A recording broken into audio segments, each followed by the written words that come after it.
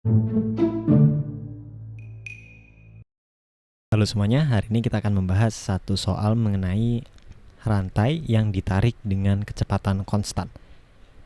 Jadi kita disuruh menghitung gaya yang dibutuhkan untuk mengangkat ujung rantai ini dengan kecepatan konstan sebesar V.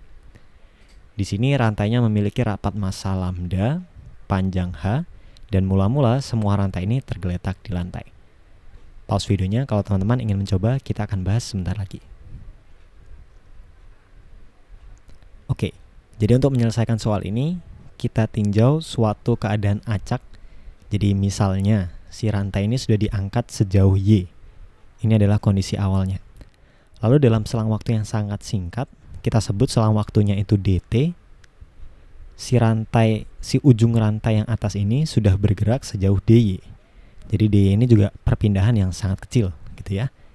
Sehingga ada bagian rantai baru sepanjang dy yang mula-mula diam, tapi setelah selang waktu dt itu ikut bergerak naik ke atas sebesar v juga. Oke, jadi segmen yang kecil ini sepanjang dy itu yang baru aja bergerak ke atas dengan kecepatan v, baru aja ikut bergerak ke atas ya, itu mengalami percepatan sebesar perubahan kecepatannya dibagi selang waktunya. Perubahan kecepatannya dari 0 ke v, berarti perubahan kecepatannya v ya, dalam selang waktu dt. Oke, itu simpan dulu. Lalu kita mengerti bahwa ujung rantai itu bergerak dengan kecepatan konstan v. Maka jarak yang ditempuh ujung rantai itu dalam selang waktu dt, jadi jarak dibagi waktunya, itu harus sama dengan v.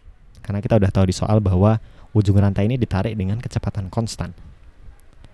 Setelah itu kita perlu meninjau elemen rantai di sini sepanjang dy tadi. Kita perlu kaitkan gaya yang ada di situ dengan percepatan yang dialami. Kita lihat di sini dia punya gaya F kecil. Jadi F kecil ini gaya yang diberikan oleh rantai yang sudah bergerak di atasnya ke dia. Gitu ya. Lalu ada gaya beratnya juga sebesar lambda kali dy kali g. Lambda kali dy ini adalah masanya ya, rapat massa perpanjang dikali panjang dari ruas itu dy. Jadi ujung atasnya sudah bergerak sejauh dy, maka rantai yang bergerak, rantai yang terangkat juga sepanjang dy ya. Cukup logis ya.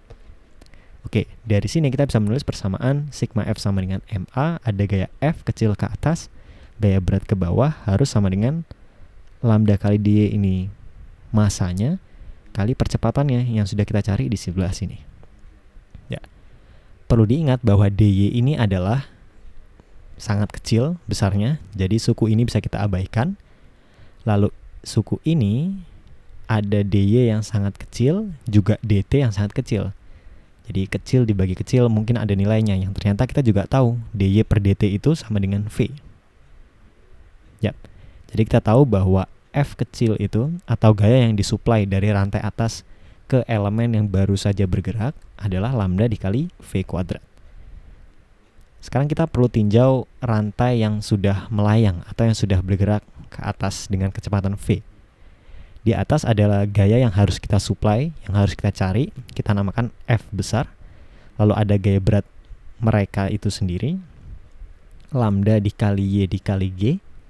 Y adalah bagian rantai yang sudah melayang ya, yang sudah bergerak ke atas. Maka masanya lambda kali Y, gaya beratnya massa kali G.